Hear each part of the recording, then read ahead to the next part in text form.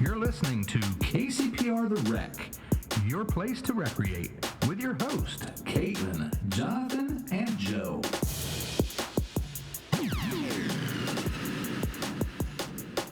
It's a great day in Kent County. Welcome to KCPR the Rec. You're not Caitlin. What are you doing? Today's podcast is going to be great. With Caitlin out of the office, This is not your part of the show. Joe, we're going to take them back on a way back Wednesday.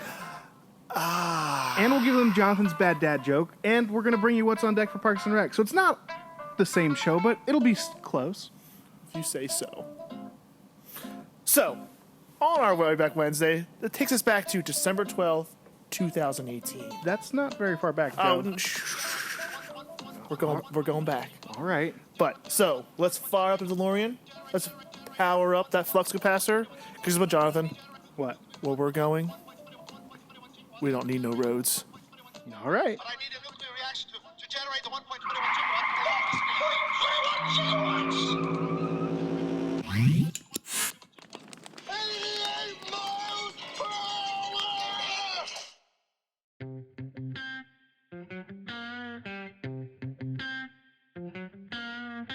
Today's National Day.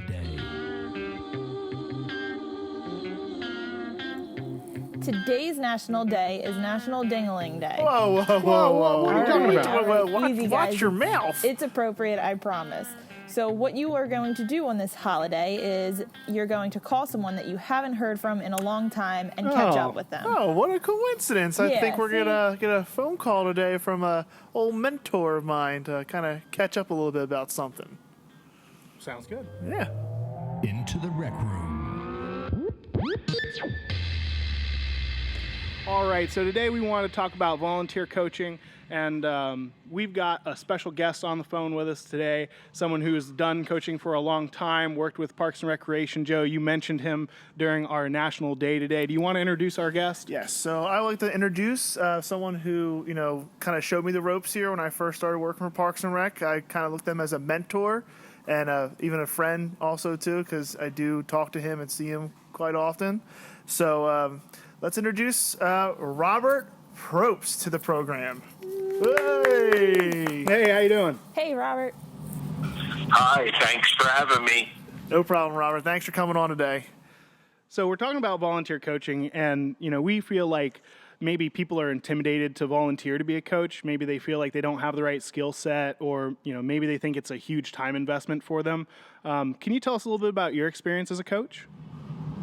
Yes, I can. I'd be more than happy to. I do it because I have a lot of nephews and nieces, and so I like it to where I'm coaching them, and that I know that I'm doing the right thing on coaching, that I get to spend time with them rather than, at home and stuff, my brothers or sisters. Right, I sure. get to go get them out in a public setting, and then I know they're going to be taught the right way. They're not going to be, mistreated, yelled at, or anything. And you do it mostly for the love of the kid, and it keeps me young. I enjoy it. Well, you don't need to keep young, Robert. You're still, what, in your 30s? Yeah. I feel in my 60s. So what are some of the skills that folks need to be able to be a good volunteer coach? I mean, they don't need to have a long resume of coaching experience, right? I mean, most of these programs are youth and top programs that we're looking for volunteer coaches for. What would you say some of the basic skills are? Well, when I worked, I told them that as long as you bring snacks and you treat them good, those kids, that's all they care about. You could be a college coach, which I was, and it doesn't mean anything to those tots and youths because they're basically have no idea what they're doing when they first sign up for our program. So you're just, as long as you treat them good and you make sure you got a snack after the game, those kids love you. You high five them and give them some smiles, tell them when they do good things. What were some of the benefits that you've experienced from being a volunteer coach? I mean, you're volunteering time of yourself and you're connecting with youth in the community like you mentioned already, but do you feel like you get some benefits out of it? You mentioned it helps keep you young. And it's after a hard week of work, or you had a stressful week of work, whatever, you come there and those kids they're real. So you go there and you'll see things that you don't see, that they make you laugh by. You take it for granted that they know which basket to shoot the ball in the basketball game, and no, they don't. They'll throw it and put it in the other one. T-ball, they'll hit the ball and run to the pitcher's mound. So it's kind of comic relief also. So that makes you feel a lot better after you've had a tough week at home or at work. Gotcha. So it's kind of a way for you to relax and unwind a little bit. Do you feel like you're kind of teaching kids some transferable skills, or maybe help teaching them some life lessons? Well, that's another thing that's a thing that you want to do, and you want to see them keep coming back. So when you see them coming back, that makes you feel good that you're doing a good job, that they want to be there. And then you get the feedback from the parents that, this is the only program that my kid would stay with. He wants to come to practice. I don't have to beg him and Brock they get to come to the practice. So you want repeaters. So when you get repeaters, that means that they're happy about it. When you don't see them again, that means that basketball or t-ball wasn't for them, and they didn't have a good time. So that's how they show you that they're dissatisfied. They don't come back. Right, absolutely. I used to teach swim lessons, and I can tell you some of the first days, kids would maybe be a little apprehensive to get in the water. Maybe they, were not used to whoever their new coach was going to be, but it's amazing after 4 or 5 weeks, they start, really not wanting to get out of the pool. As apprehensive as they were to get in, now they're not wanting to go home. No, Mommy, I want to stay at the pool. And as a coach, I'm sure you'd agree with this, that, that kind of fills you with a joy inside that, Yeah. It's just, you feel good that you've helped the community, you connected with somebody. Absolutely. Yeah, and I know Robert, because I've come on here on Saturdays and watched you, coach basketball programs for us and everything, and I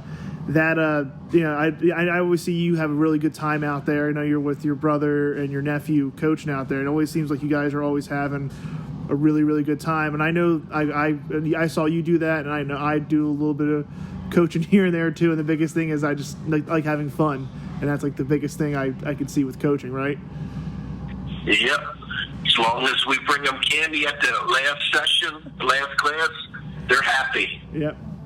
So it sounds like in a nutshell, folks shouldn't be very intimidated about being a volunteer coach. As long as you can be a little bit organized, you have a plan of what you want to practice with the kids ahead of time. You have some smiles and tell kids what they're doing good, be able to observe the skill to make sure that they're, playing and all engaged. That it really is pretty easy to be a volunteer coach. I think if they have any hesitation, they should do it. Do it. Don't regret and not do it.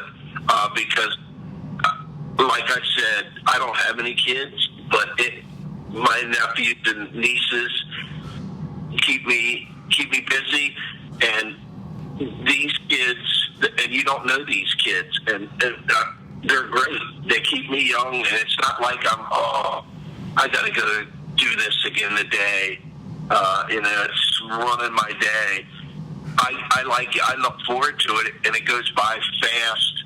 And then you build some friendships with the parents of the kids, and because you're with them for six weeks in a row. So maybe they don't have a dad figure or an uncle or something, or brothers and sisters. So this is the first time that these kids are in a team environment. So they might not know how to deal with other kids because they're used to getting everything themselves because they're the only child. And like I said, I leave there and I tell my brother, I said, this keeps me young. The kids are good, they're funny, and the parents are good. And I look forward to January already because it gives me something, gives me something to do that I enjoy doing. I mean, it really seems like you enjoy making an impact on some of the kids' lives that you've coached over the years, right? Well, you know how bad I am with memory, but these kids, I'm starting to know some of their names, so that's when I'm like, oh, when did I ever start knowing names?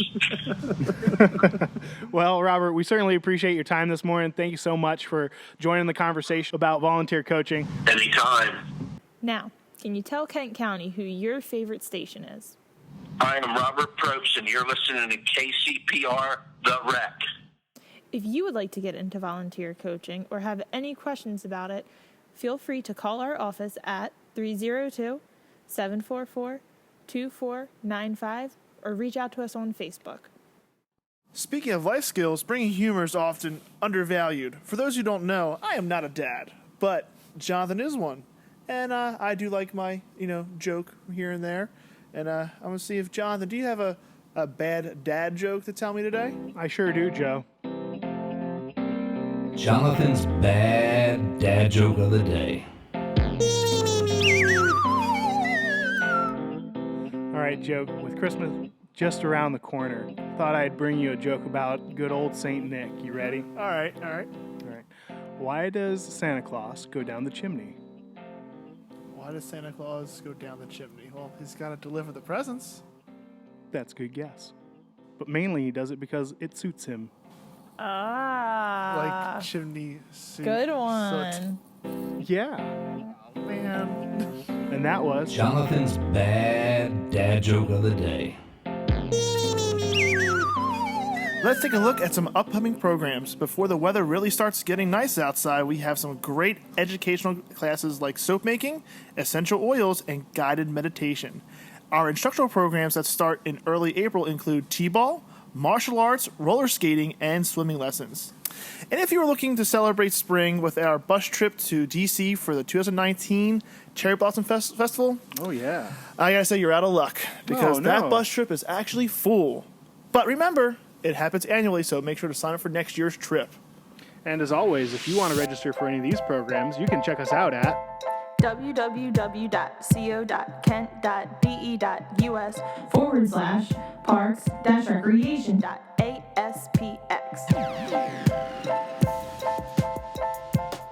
Thank you for spending your time with us today. If you enjoyed this episode, then you should check us out on our next podcast where we'll bring in a guest host to discuss one sport athletes.